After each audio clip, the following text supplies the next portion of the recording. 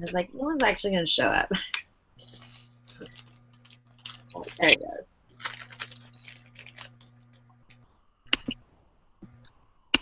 Right. So if you go to that link, so what I did, it's just a Google form. You can make these yourself. Like, how would you get started with doing quests and things with your students, but like keep it simple, stupid, right? Right. So it's just a Google form. So you put in your name, and then what you have is you've got a bunch of like quests. Now, a lot of research goes behind the power of short-term goal setting. And so really, if you want to help especially your struggling students, is you help them set a short-term goal. You meet it and you talk about it. Or if they didn't meet it, you celebrate it. If they didn't meet it, then you reflect on it, like, why didn't you meet it and what do you need to do, right? So what I've got is these, am I screen sharing? No.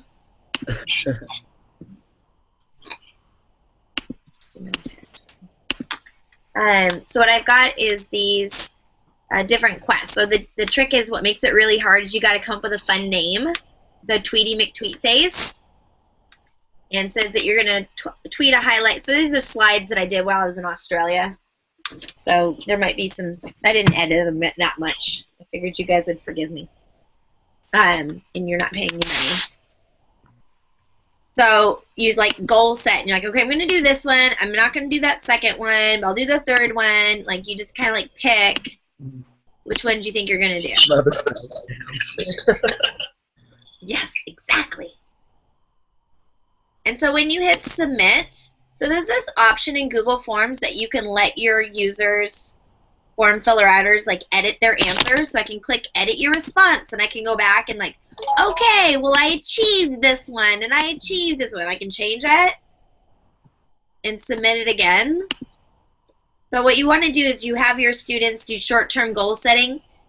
You always want to give choices, and they should never have to do them all. So if you have a whole list and they have to do all of them, that's bad. You want to give students a feeling that they have a locus of control. They have some control over their lives. They get to make decisions for themselves. Like, that's a big deal, don't you think? Most of the time in school, you get to do this or have detention, or do this or I'm going to take off points. So first of all, I just don't like that. It puts the teacher in the role of being a bully. Like, you're going to do this not because it's meaningful, but because I'm taking off points. Right.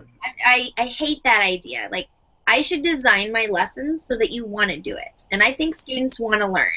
So why do students not do stuff? Like, why would you not do an assignment, or why would you cheat on it? The due date. It's the due date. You just like, I just got to get it done. Yeah? No doubt. I can't overcome that. That's a hard one. Okay, let's assume that you have some check-ins along the way that you know that they're making progress. They're going to cheat if it's stupid. Let's just be honest. It's a stupid worksheet. They don't care about it. If I give you, 10 problems to calculate the area and perimeter of white boxes of rectangles, I mean, for real, which kid is like, ooh, this is meaningful to me? No, they're going to copy off their neighbor, right? So if you give them something that they don't care about, they're much more likely to cheat. Also, if you send it home, their mom's going to do it for them. Right. Do it in front of me, and I can see that you did it. But other reasons is they feel like they can't be successful. It feels good to accomplish something. So like before when we did the Gmail app where you coded it, doesn't it feel really good? Like, even though it was dumb, you're like, I did this! Yeah. You overcame a challenge, and I see some people this week, a little bit my fault, right? Because I'm like, no one's bragging about their quest levels. But then you see some people doing that, and I can't remember who it was, but somebody had posted, like, this was hard, but I did it. And it's like, when you give students, like, oh, I filled out this worksheet, so what? You don't feel like you set a goal and accomplished something. It's like, fun is relative. Fun is challenging, where it's just above your ability level, but within your reach, and you feel like you can do it. And more importantly, you feel like you accomplished something. That matters. Right. You can give kids something authentic that they care about, that they feel like they're actually accomplishing something. You guys have to go check out Diana Harrington's class and what she's doing with her math students. She teaches math 10A and 10B. So I was in her classroom the other day, and she was giving a test, a math test. You know what she posted in Google Classroom. She has them do it on Google Slides, and the first directions are, feel free to talk with people around you. Have you ever had a teacher tell you on a test, feel free to converse with people around you? The number one reason is because she doesn't ask them for answers. It's not like, solve this math problem that your phone can literally do for you. And kids know it. Like, I can just look this up on Google. Like, this is bogus. Right. So she asked them to do critical thinking and to explain their thought process and put a little bit of their own personal spin on it. So talking out your ideas and then you putting your own stuff down. I mean, don't you feel a little less motivated to cheat? Right. Also, if you don't get it right, she gives you an opportunity to take some feedback and fix it where you're explaining your ideas. Why bother cheating? Yes, kids will. Hey, guess what? You're going to cheat anyway. Don't lose sleep over it. Yeah. And a lot of kids, if you make it so that they care about it and they feel like you care about them and you make it about the learning, it becomes less of an issue. That's my 2 cents. Mm-hmm. So when you look at this spreadsheet, the Google form, right? You give kids some choices. That right there is very motivating for students. Like, pick right now. Which 5 are you going to do? Like, working on it. Hit submit. Okay, now go back, and then when you do stuff like this, you have to, like, bring them back to it. Like, everybody, let's go back to our quest list. Mm. Right? What do you got on here? Like, I did this one. And computers are not going to replace you, and games are not going to replace you. Your role in encouraging students is so huge. It's ridiculous how huge it is. If you're a jerk, your students will not do work for you. Uh-huh. Even if they'll get a bad grade. They'll just whatever, and then they'll really cheat. You know what I'm talking about. Mm-hmm. So anyway, you can make these. And so we're talking about personalized learning. What are ways that you can, give kids the instruction they need that's different from what other kids have? And the promise of that has been around for a long time, but the logistics are, impossible. Like, how do you give every kid different instructions and different assignments? In 1980, let's be honest, the answer is no. It's 1 of me and 30 of you. You're all doing what I said. But when you start introducing technology that you can take off some of the paperwork and you can take away some of the other rote tasks so that you can spend your time working with students instead of spending your time yelling at kids, Right. that opens up a lot more possibilities. So when I have this Google form, can every kid choose what they're going to do? And everyone's doing different stuff. Right? That's possible. And I could have done that kind of with paper. But, trying to collect and gather that from kids and then where the directions go, it's just ridiculous, right? So I can actually do it here when I'm using Google Forms. Because what I love about it is it then, does it not let me, there it is. So as the teacher, what I see, because it's a Google form, I go click over here in responses on the edit page. I see all these great charts and graphs. You guys can't see what I'm looking at. Yeah, we don't want to do that. So this is the edit screen of the Google form. Okay. It looks a little bit, it's pretty much the same, but it looks a little bit different. And then I click on responses, and it shows me what everybody put, and it gives me a summary, so I can see, everybody accomplished this quest. Right? So do you have that for our quest list, or? No, because I didn't do this the same. Okay. We can talk about our quest list absolutely if you would like to. But what's really nice about this is, do you see this little icon here for spreadsheets? Okay. Right, so I click on that and it opens up the spreadsheet. So everybody's answers go into this spreadsheet. Oh, nice. So I added a little bit of extra code to this.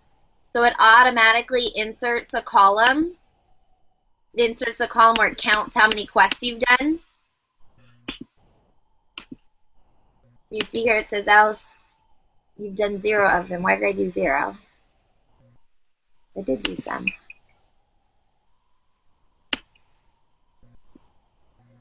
I submitted it. I achieved this. What's going on with my formula? Alright, I did something bogus. Okay, so I achieved 3 of them. And what if I... Yeah, give me...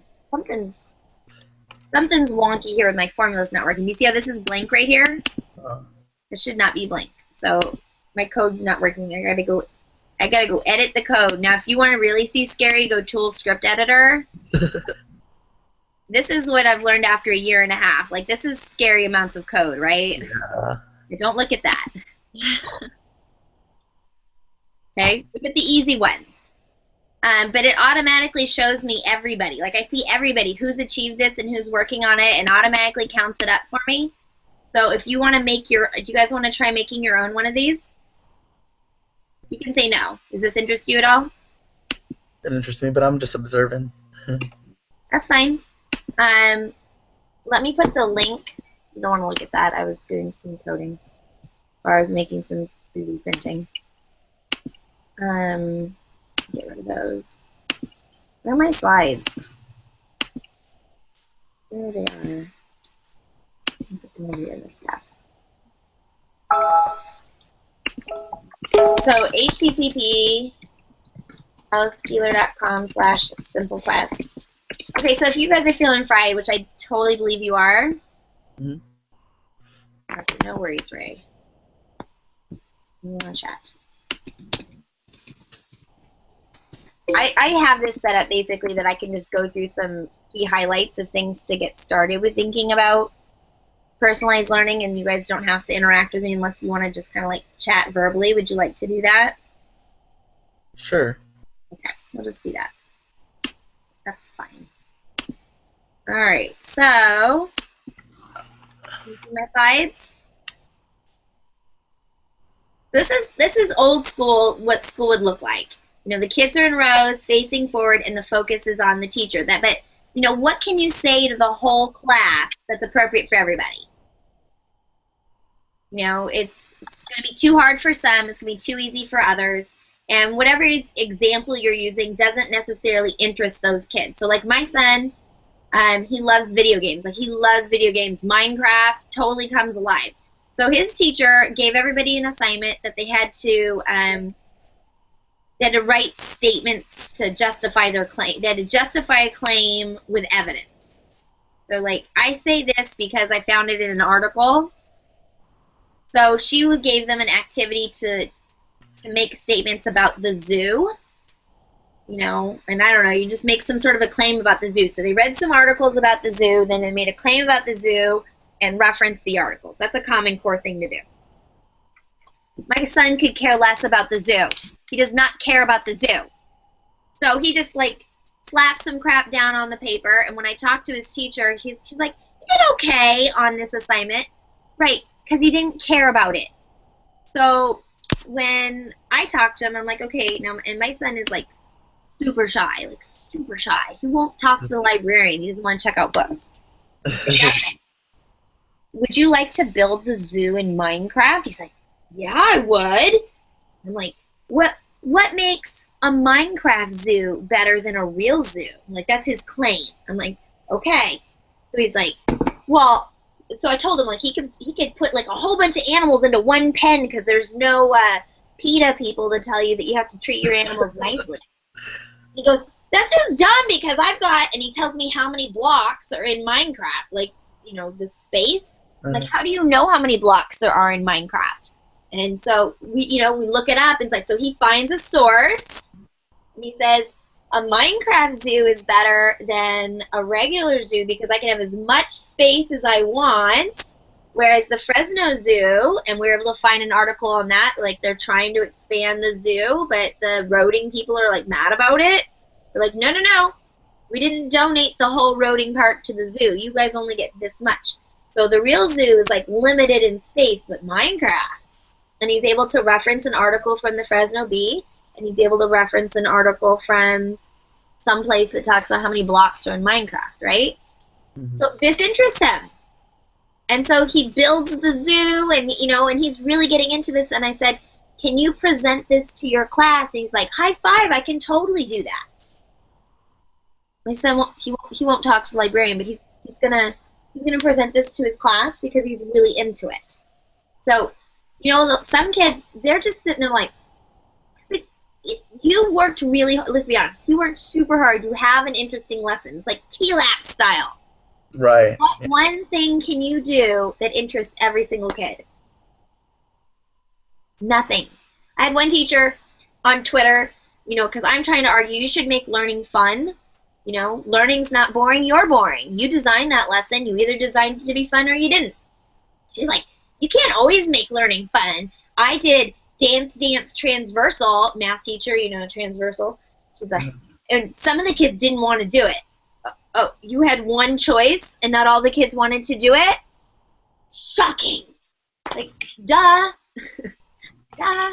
Like, even if you just give kids choices of like 1 through 10 or 11 through 20, at least they have a choice. So we're talking about personalized learning is you think about your students. Who are they? What are they into? Now, I have one student who's into Minecraft and nobody else. Okay, that's a bad example because they're all into Minecraft. One kid who's into BMX biking. So could I at least give him we're doing about the zoo, or if you want, you could do it about BMX biking.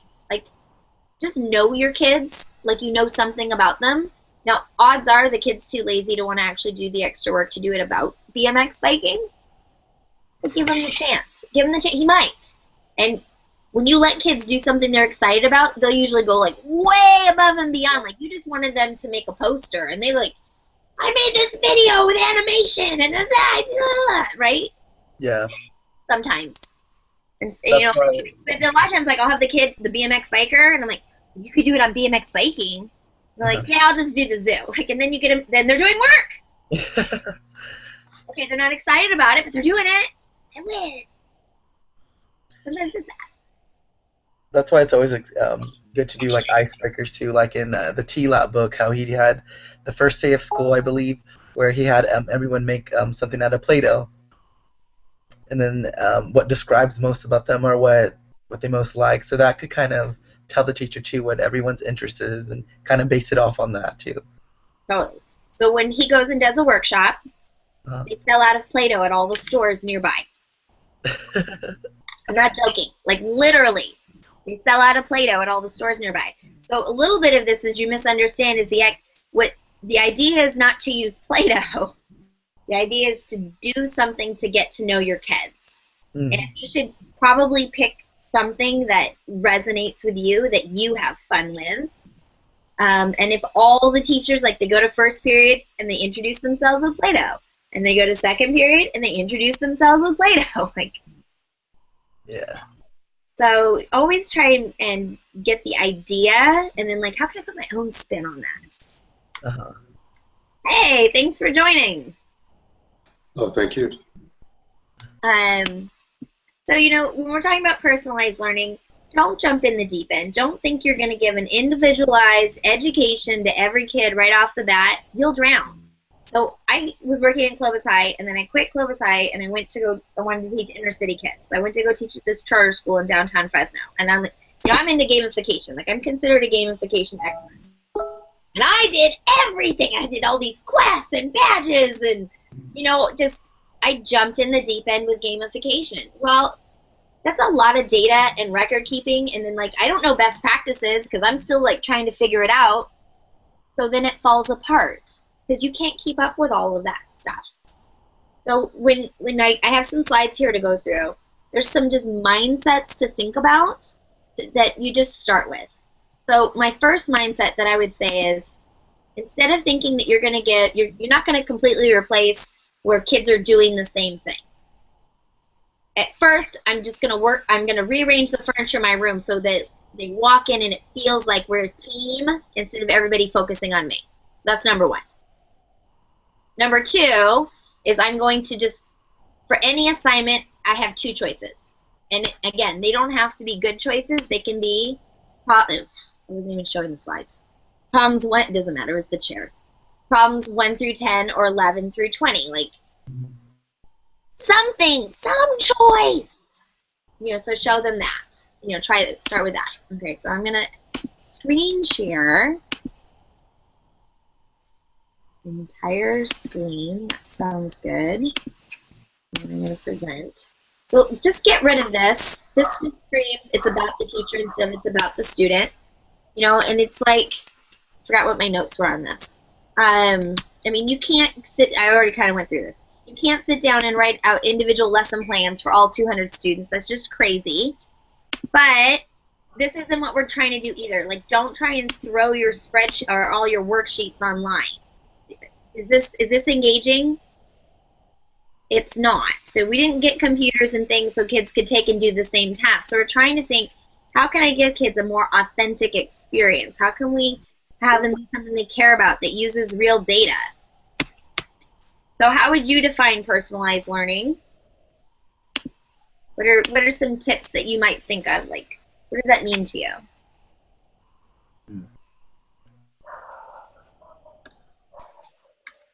Well, it's contingent on the person learning with their own style. Is that what it is? Yeah, a little bit. Right, is thinking about, I don't teach a class, I teach a room full of individuals. And so how is it that not all 30 kids are doing the same thing? Should all 30 kids be doing the same thing? As far as doing the work, no, but they have an objective of completing the assignment, correct? Right. So you have, like, I need them to understand space. Some kids already know the 8 planets. Should they sit there and suffer while all the rest of the kids learn them? How many planets are there? 8? 7? 8? My guess was 8. Okay, Google. How many planets are there?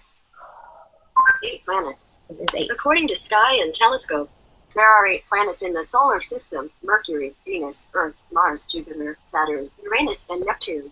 I should know this. I was just at a NASA workshop. So. Yeah, but that's just the point. Like, kids know that they can ask their phone, so let them. I mean, this is, I think, what makes it different from being teaching in 1980 versus teaching in 2016. It's teach a kid how to fish, ask them questions, and if they know it, give them some, give the kids who can go further an opportunity to go further, and the ones that need some scaffolding and help, that you can spend time doing that, because instead of giving kids information, you ask questions.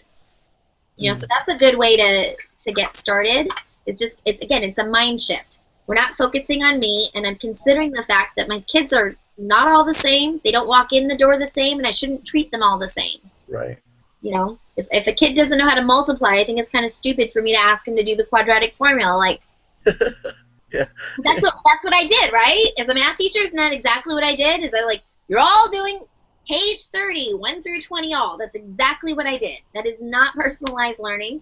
That's not even taking a little bit of consideration as to who my students are at all, because it was on my pacing calendar. Like, the district, you're going to assign page 30. That doesn't... And then kids hate math. They do. So what are some of the challenges? I have a slide that says that, but what are some of the challenges of doing personalized learning?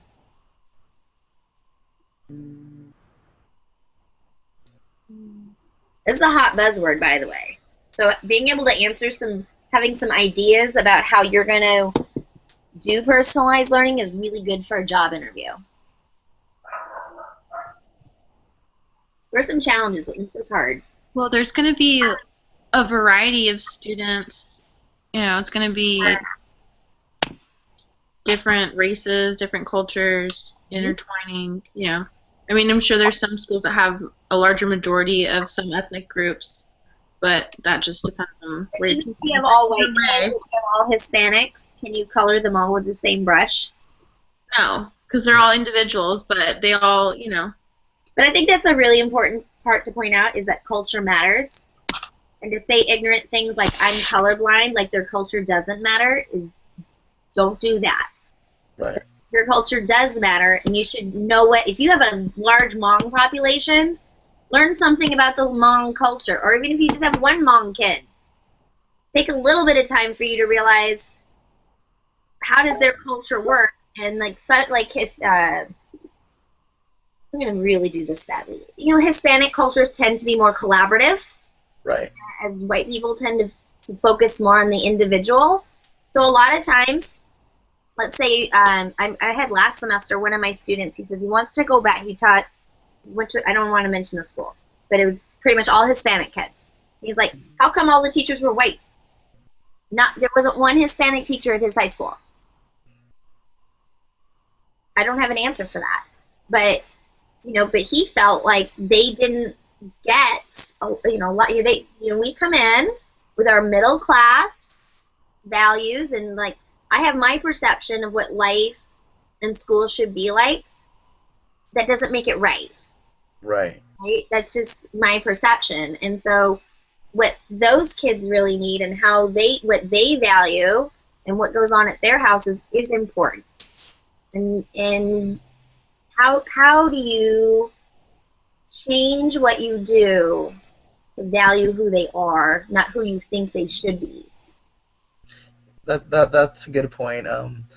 I'm gonna do a movie reference for that movie, Dangerous Minds, with Michelle Pfeiffer, where she goes to this like low-income school and she's kind of adapting to her surroundings and try to think of things to get their attention, which she does. So it makes me mad. I intentionally live in a high poverty neighborhood, so a lot of it's more socioeconomic than it is race. Race absolutely has culture, but that's not necessarily. That's a different statement as opposed to what socioeconomic status. That's a whole different set of issues. Should you teach kids of poverty whose parents might be drug dealers or gangbangers, should you teach them the same way as they teach at Fresno Clovis North? No. No. But they probably do. Not only that, they just assume that they can't do it, and so we give them the most boring, most rote, because we feel like kids have to earn something challenging.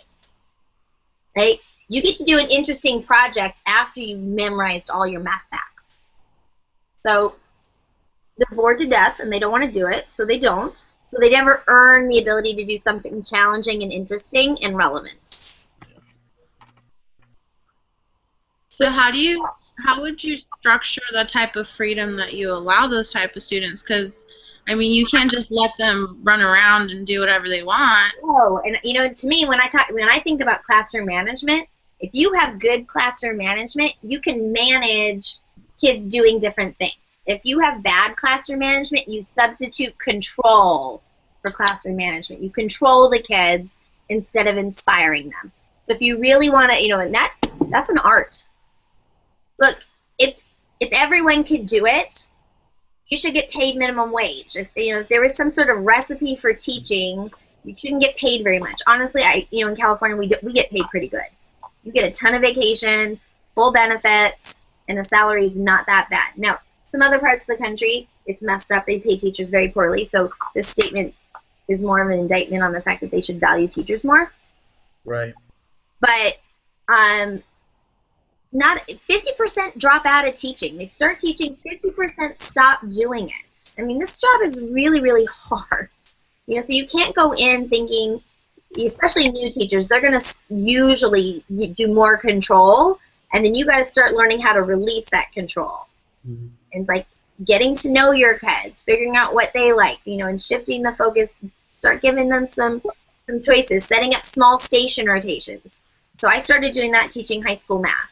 I quickly realized if I'm teaching the whole class, I'm teaching nobody, right? So let's say I'm doing a lesson on exponents, excuse me. So I start, everyone's sitting in a chair facing me with a pencil, and why are they doing this? Why are they waiting for me?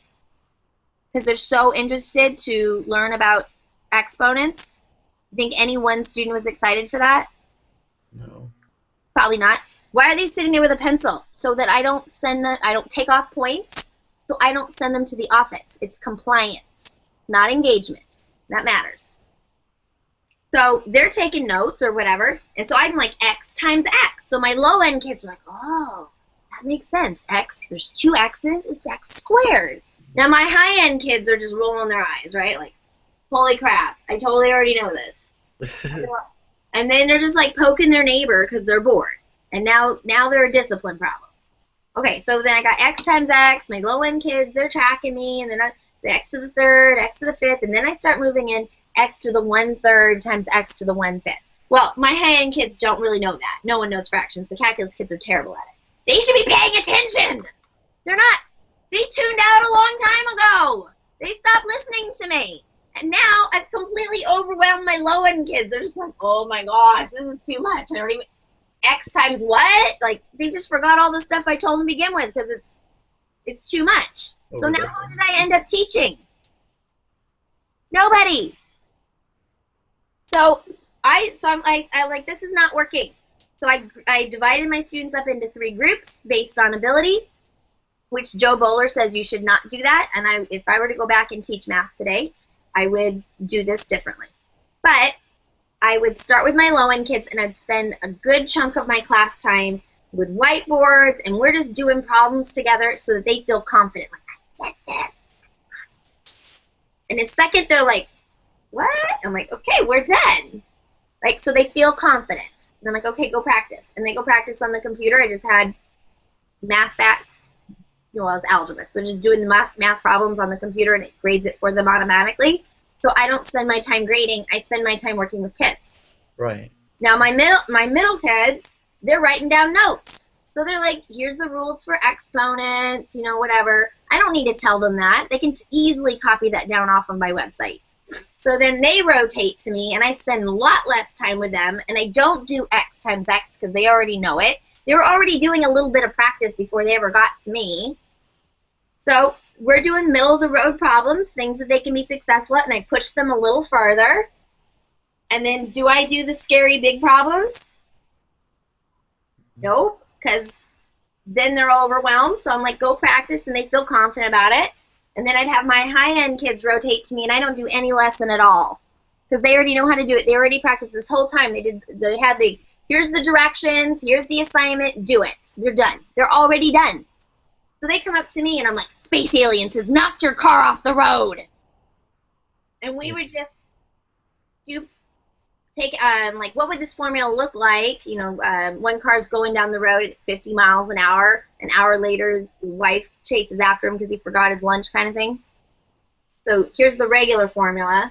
What happens if Space Aliens knocked your car off the road? Or what happens if, and we would just kind of, like, think out. We wouldn't even solve the problems. We would just set them up and just do the critical thinking. How much credit did they get for that? None. 0. But they were like so into it. Why?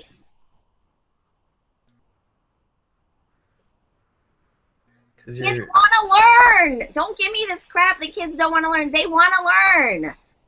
They felt like they could be successful and it was interesting. And I didn't insult their intelligence by making them do stuff that was below their level. That's a lot of work. Like, I'm tired and I'm exhausted, and I can't do that all in one day. So it's like I have, like, here's the whole unit's worth of stuff, or at least several days of it, and the rotation and things, the station rotations go over a period of time to allow me to work with kids, because that's what I do. I work with kids. I don't need to, like, tell the kids the quadratic formula. They can look that up. Here it is. I'm just, okay, Google, what's the quadratic formula? According to Wikipedia, in elementary algebra, the quadratic formula is the solution of the quadratic equation. There are other ways to solve the quadratic equation but, oh, there it is. instead of using It's right there. such as factoring, completing the square, or graphing. Why should I tell them that? So if I don't have to tell them this, what do I get to spend my time doing? Practicing with them or going over different problems that they can do. Yeah, I get to work with kids. I enjoy the, oh my gosh, I totally get it. That makes my day. That's what, right? Like, oh, my kids all wrote down a lot of notes today. It's going further than like DOK level 1 and all. Yeah, the DOK 1 and DOK 2, honestly, you've been replaced by the computer. If all you're doing is DOK 1 and DOK 2, I mean, right now, literally, can you not take an online class for pretty much algebra, biology, and there's no teacher. It's all like machine graded, and you can get credit for it. Those things exist. So if you don't change what you do, if you're not using your talents to build up kids and help them be creative, critical thinkers, you're going to be replaced by Khan Academy because you're super expensive. Like, literally, you're like $100,000 a year with your insurance and your benefits and your retirement. So the CEO of McDonald's recently, he put out a thing that said, look, if you raise the minimum wage to $15 an hour, here's what's going to happen. We're just going to buy more robots. Like right now, if you go across the Grapevine, there's a McDonald's on the Grapevine where there's no cashier. You go to this big, giant touchscreen TV and you order for yourself. Tell me a reason why a robot can't make hamburgers. Like right now, could a robot make hamburgers? Possibly. Could the whole kitchen be automated and run by like one person? Of course. Could a machine dump fries into a fryer and lower it in there and at the top cooking time pull it out? Hey, guess what? That already happens. So if people are too expensive, they get replaced by robots. So your value is not in being able to do DOK1 and DOK2. You get to do the fun stuff. You get to work with kids. You get to, like, ask them a really interesting problem. They're like, I don't know, but I want to know. And you guys, like, figure it out together. Like, seriously, I would work with my kids. I'm like, space aliens has knocked your car off the road. And they were super into it. All right, isn't that interesting? Mm-hmm. So it's more than just like the basic, like, oh, if Sally had 8 apples and John had 5 apples, how many? You know. I look at these math problems and I'm just like, seriously? Who thought this was a good idea? It's not engaging. Mm-hmm. Okay, so I'm gonna blast through these and then we'll be done. I'm gonna try to do that because I like to pretend that I have that capability. Okay, so just post your directions online. Like you guys for my class, how many times did I like directly, explicitly tell you what to do? You go to the website, you get to work. Yeah. I did that when I taught algebra. It totally works. So consistently post your notes somewhere. Give kids choices. No one likes to be told what to do. Like, I gave you choices on that spreadsheet. Spreadsheets are an easy way to give choices, but you can do it a lot of ways. Always throw out the option of choose your own adventure. Like, we're learning about the planets, but you could write a song, you could do Minecraft, you could, whatever. If you have a different way that you want to demonstrate your learning, go for it. Just offer it. Kids like, hey, I know how to play the guitar. Can I write a song about it? And you're like, I have no idea how to do that, but go for it. Tell the kids to use Minecraft, right? Ask yourself, what can every student do? So I tutored this guy, this teacher. He should not be a teacher. He was terrible. And I'm like, look, dude, this is what you have to do. Every week, I want you to I want you to get a list on a spreadsheet of all the kids' names. And I want you to write next to every kid's name why they're able to do that lesson. Why are they engaged in it? You should know your kids and their abilities. Math teacher. And it's just, that guy just drove me nuts. But, that's good practice is for you to think about every student individually and ask yourself, what can they do? So my husband's an English teacher, and he asked them to read the book Jane Eyre. If you are not at a 9th grade reading level or whatever reading level that book is, if you're not at a high school reading level, if you're 3rd grade reading level, can you read the book? Mm-mm. Can't do it. I'm a math teacher. I have kids who literally cannot multiply, and I want them to do the quadratic formula. I just set them up to fail. I give them no choice but failure. That's it. So in my husband's class, what he does is for every assignment, he has 3 assignments. So there's one, he thinks about his lowest kid, the kid that struggles the most. What's something that kid can do that he can be successful at, and he gives that as a choice. Mm-hmm. And then your middle-of-the-road kid, kind of an average assignment type. And then what about your kids who need to be challenged? They already know it. So let's knock space aliens off the road. So he has the 3 choices. Here's the thing. And he lets the kids pick. Most of the kids pick at their level. because nobody wants to play a game that's too easy and no one wants to play a game that's too hard. So you got a few kids that you got to go and like, Really? right? You got to counsel with them, but that's like, that is your job, is to build relationships with kids. That's your job. But thinking, I'm not going to set kids up for failure, and I'm not going to bore the snot out of them, which means I've got to really know what they can do and give them things they can do. I like to use play sheets. So I have this game. It's a fraction worksheet. No, it's not. Okay. So this is, it's a fraction worksheet. I typed it up into this website, QUIA.com. This would be negative 16. Touchdown! You see this? It's a math worksheet. Do you see this math problem? Mm-hmm. And I got a guy that says touchdown. I like seriously have kids jumping up and down like whack-a-mole. They're so excited. Can I play that football game? Can you do my math worksheet? Sure. Like, no good. You got it wrong. You know, why is this better than a worksheet? It's basically a worksheet. It has interactives and that referee guy makes it more interesting. Right? You've got some fun elements to it. If you think about Kahoot, it's a multiple choice quiz. Kids run to class to do it. Right? So just it has some fun elements to it. It also gives immediate feedback.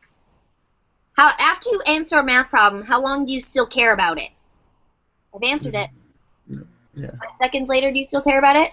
10 seconds later? Like literally 10 seconds later. Do you still care about it? Nope. No.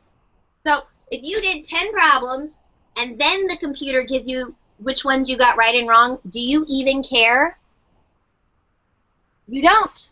And what do we do as teachers? We have them do the work in class, and then we give them their feedback the next day. The next day. You know what they do is they take that paper and they cram it in their bag. They don't even look at the comments you wrote on that paper. They don't even look at it.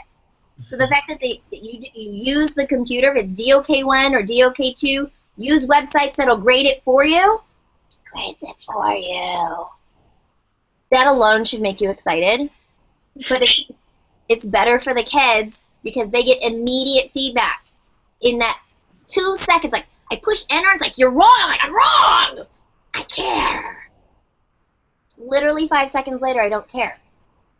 So, you know, if all you do to start personalizing is stop using stupid worksheets and let the computer do what the computer can do, and you spend your time helping kids, you're already a better teacher. Leave this page. Okay. Got some resources that I use that you can do that. Ditch the front of the room. Stop asking kids to face forward. If I could get rid of the whiteboard at the front of the room and the projector pointing at the front of the room, like, how do you focus on kids? You have collaboration stations around the room where the kids are working in small groups and they face each other. Get rid of that. So focus on the learning objective instead of the assignment. Like, the assignment is a suggested way to demonstrate the learning objective. Just ask kids, like, how many times have you had a teacher say, did you think that sucked? What would you guys like to have done instead? Does anyone have an idea? Just ask.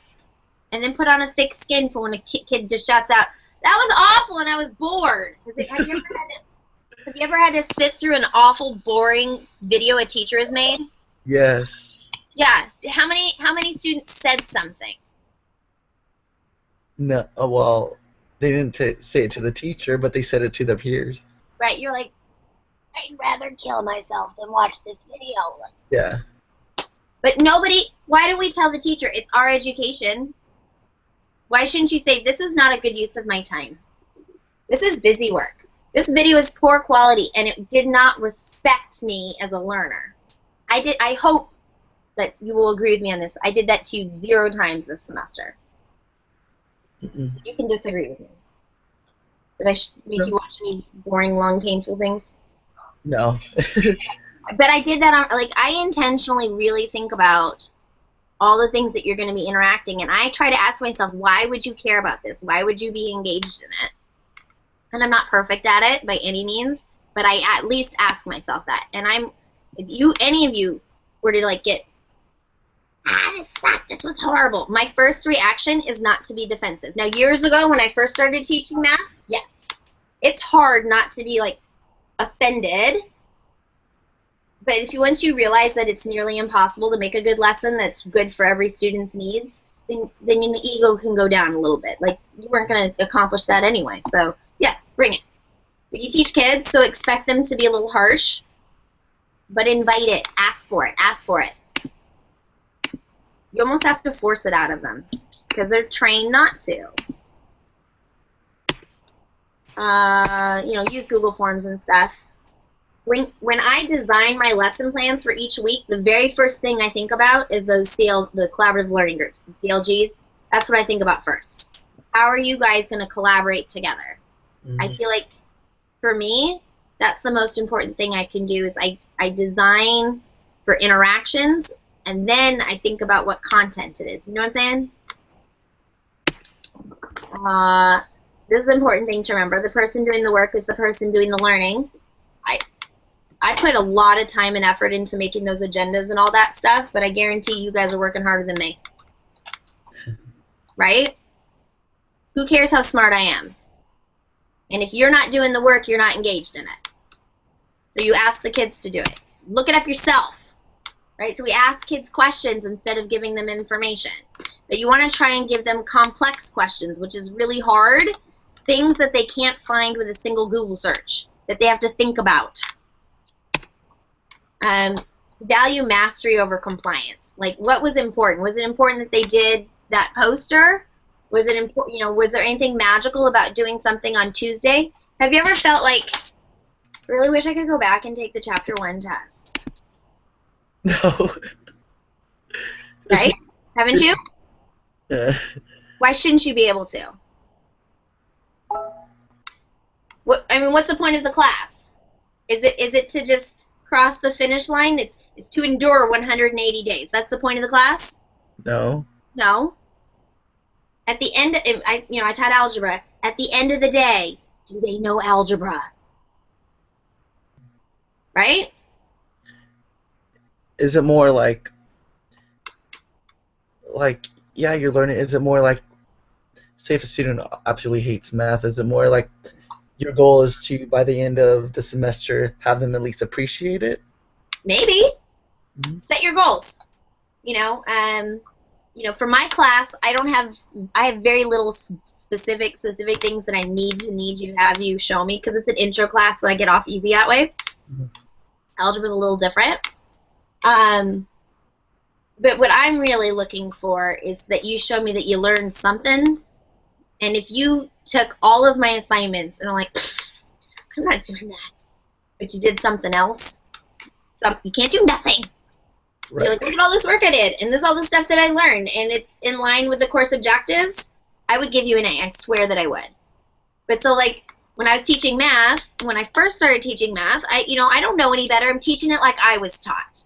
Like, what, let a kid retake a test? Are you crazy?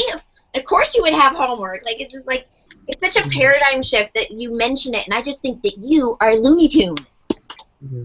And so the district office is like, you got to let the kids take the test over. The multiple choice part of the test, they have to pass it. So if they don't pass it, they have to take it again. I'm going to show you how stupid that idea is, because I'm going to do it. When you get that moment where a kid didn't get it, and they suddenly get it, that's why I wake up in the morning. Like, that was the best feeling ever. And so that was super transformational for me, because I thought it was so dumb. And then I'm like, wait, that's the way it should be. We're supposed to be focusing on learning. So who cares when they mastered it, or when they learned it, or how they learned it? So I was participating in SBL chat the other day, and some guy's like, I have some students who just hasn't done some of the essential stuff from February. And people just jumped in right away. They're like, what made it essential? Why was that particular thing essential? What can you do to talk to that kid, or do something with that kid? Extract out of them, do they know it? Right, because if it was essential to him, he would have done it in the first place. Right? It's so hard to think that you could get something that every kid cares about. Let's throw that out the window. That doesn't mean that you don't try. I hate this cynical attitude, like, well, some of the kids are better at... Yeah, I get that I want to be here, but I can only be here. And there's going to be a gap, always. There's what I want to do, what I can do. You But have I'm to not find a grumpy person. I'm still always reaching for it, even though I know I won't get there. Because my kids deserve that. Kids deserve that. You're always trying to reach that ideal, a little bit at a time. So I'm gonna do my best to create things that are authentic as often as I can. And some days I'm gonna ask them to do page 31 through 20, all, because I'm tired and I just can't, and that's okay, because it's often, even if I just like a couple of authentic assignments, and then I build and I get some more, so But my goal is to get there. My goal is to give kids things they care about and that they're capable of doing. If they feel like they can do it, they'll do it. So I got to ask myself, they didn't do it from 3 months ago. Who wants to go back and redo something from 3 months ago? No one. Okay, great. Okay, you know what? Can you just tell me about the quadratic formula and let me see what mastery it. You can explain some of this to me. I should be able to give you credit for that. So think that learning is more important than points. All right, see, I'm just lecturing at you guys. But notice I'm not holding anybody hostage in the sense that you guys could leave and I would not be offended. And there's only 3 of you here. I'm not making anybody else do this. Focus on feedback. That was a really important one. Is instead of thinking about grades, is telling kids how they can get better. That will motivate them. If I'm like, you're going to lose points if you don't do that, that's not motivating. That's just compliance. You just told me to cheat. That's what I heard. Flex your time. Don't think of things as like a day is a day. That's way too stressful. Think about a period of time that kids are working on stuff over a period of time so that you can rotate and work with kids. Do short-term goal setting with kids. If your goal is to get a B, how the hell do you do that? It's like, no, your goal is to tackle a complex question this week, like something really specific and achievable that you can celebrate at the end of a short period of time. Make it authentic.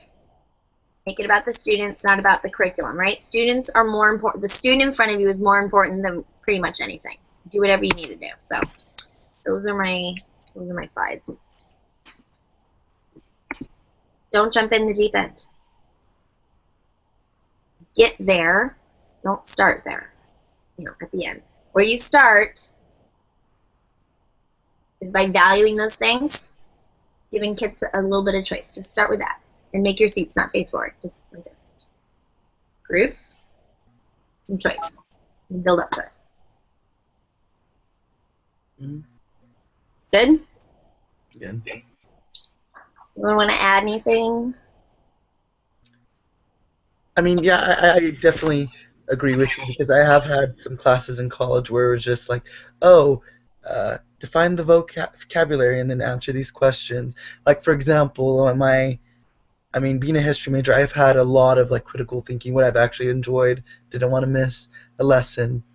And then, this semester, since my last semester, I was like, hey, I'm just going to take online history 12, and I'm not capping on the teacher whatsoever, but every week it's just vocabulary and then questions, and then Blackboard quiz every single week. And what did I get out of it? It's just a review of. That's why I dropped out of the doctoral program. I did it for 2.5 years, and it was online. It was that. I'm like, this is the worst teaching I've ever had in my life, and it's an education program. I'm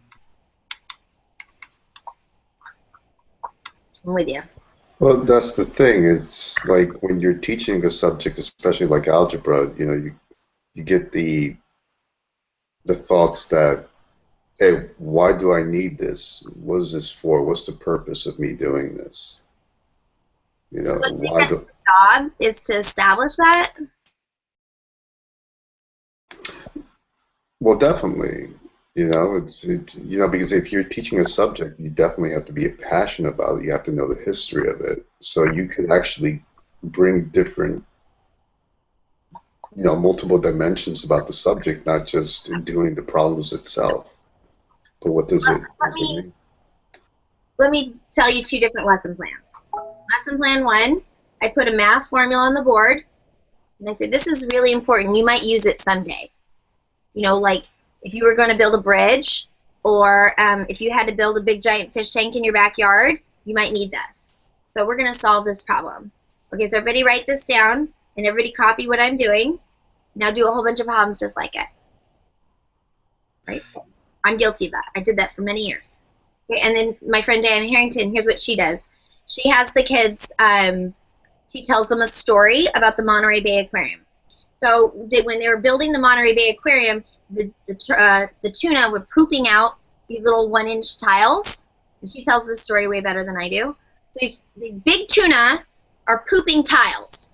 And they're like, what the heck is going on? And they figure like, oh, the tuna's like eating the tiles on the side of the tank. So they have to build a temporary tank to put the tuna in so that they can drain the water and fix the tiles and everything.